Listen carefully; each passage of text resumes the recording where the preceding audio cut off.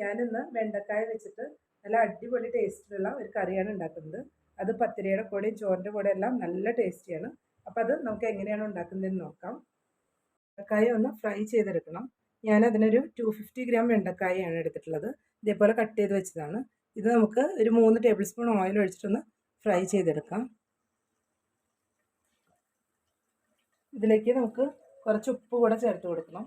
കുറച്ച് ചേർത്ത് കൊടുത്താൽ മതിയാവും. നമുക്കിതൊന്ന് മിക്സ് ചെയ്ത് കൊടുത്ത് നന്നായി ഫ്രൈ ചെയ്തെടുക്കണം.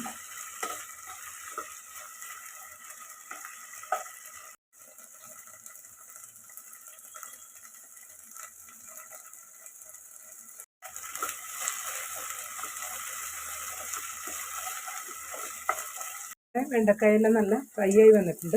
ഇത് നമുക്കിനി ഒരു പാത്രത്തിലോട്ട് മാറ്റാം.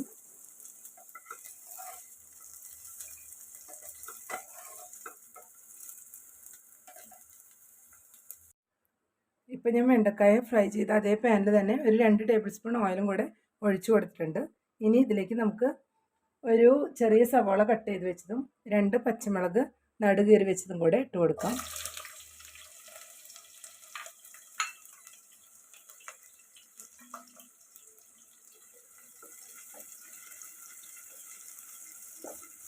ഇതൊന്ന് കളറൊന്ന് മാറി വരുന്നവരെ വഴറ്റി കൊടുക്കണം.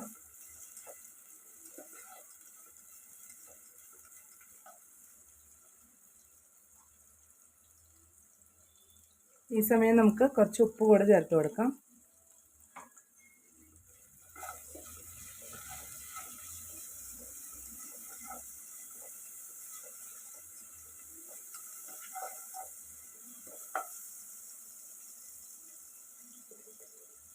ഇപ്പോൾ നമ്മുടെ സവാളയെല്ലാം ഒന്ന് കളറൊന്ന് ചേഞ്ച് ആയി വരുന്നുണ്ട്. ഈ സമയത്ത് നമുക്ക് ഒരു 1/2 ടീസ്പൂൺ മഞ്ഞൾപ്പൊടി ഇട്ട് കൊടുക്കാം.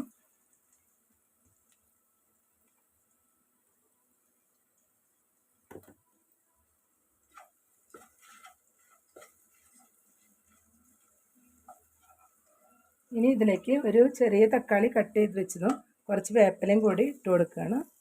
എന്നിട്ടൊന്ന് വഴറ്റിയെടുക്കണം.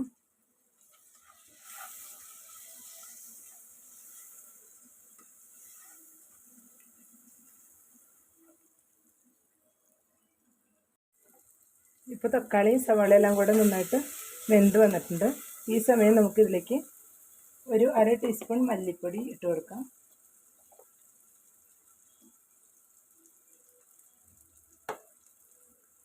ഒരു ടീസ്പൂൺ മുളക് പൊടി കൂടെ. ഇനി ഇതെല്ലാം കൂടെ ഒന്ന് ചേർത്തെടുക്കാം. മുളക് പൊടിയെല്ലാം നമുക്ക് എരിവിനനുസരിച്ച് കൂട്ടിയും കുറച്ച് എടുക്കാവുന്നതാണ്. ഇതെല്ലാം നന്നായി മിക്സാക്കി എടുത്തിട്ടുണ്ട്. ഇനി ഇതിലേക്ക് നമ്മൾ ഫ്രൈ ചെയ്ത് വെച്ച വെണ്ടക്കായ ഇട്ട് കൊടുക്കുകയാണ്.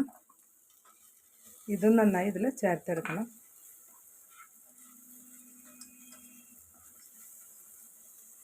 ഇനി ഇതിലേക്ക് നമുക്ക് 1 കപ്പ് വെള്ളം കൂടെ ഒഴിച്ചു കൊടുക്കാം.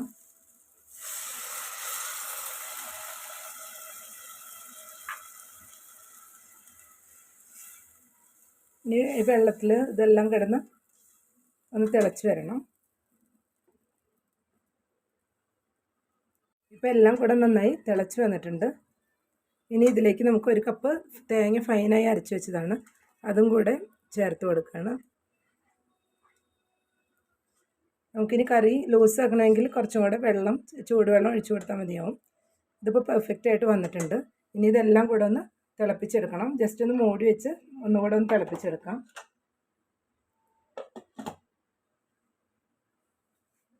നമുക്കൊന്ന് മൂടി തുറന്ന് നോക്കാം. അപ്പോൾ ഇതെല്ലാം കൂടെ നന്നായി ബോയിലായി വന്നിട്ടുണ്ട്.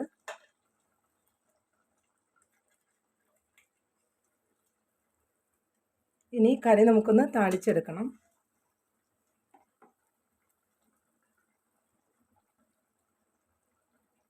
ഞാനിപ്പോൾ ഒരു ചെറിയ പാൻ വെച്ച് കൊടുത്തിട്ടുണ്ട്. അതിലേക്കൊരു 4-5 ചുവന്നുള്ളി കട്ട് ചെയ്ത് വെച്ചതും കുറച്ച് വേപ്പിലയും കൂടെ ഇട്ടിട്ട് നമുക്ക് കറിയും താളിച്ചെടുക്കണം. ഞാനൊരു 5 ചുവന്നുള്ളിയും കുറച്ച് വേപ്പിലയും കൂടെ ഇട്ട് കൊടുക്കുകയാണ്.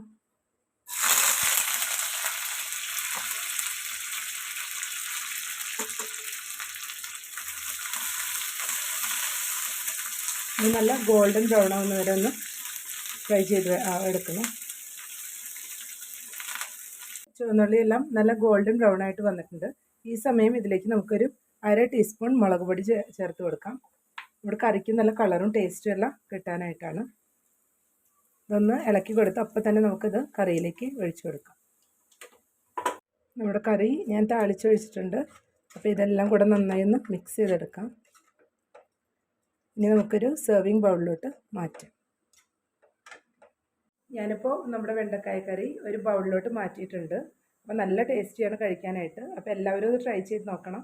ഇഷ്ടപ്പെട്ടെങ്കിൽ ലൈക്ക് ചെയ്യുക, ഷെയർ ചെയ്യുക, സബ്സ്ക്രൈബ് ചെയ്യാനും മറക്കരുത്. താങ്ക്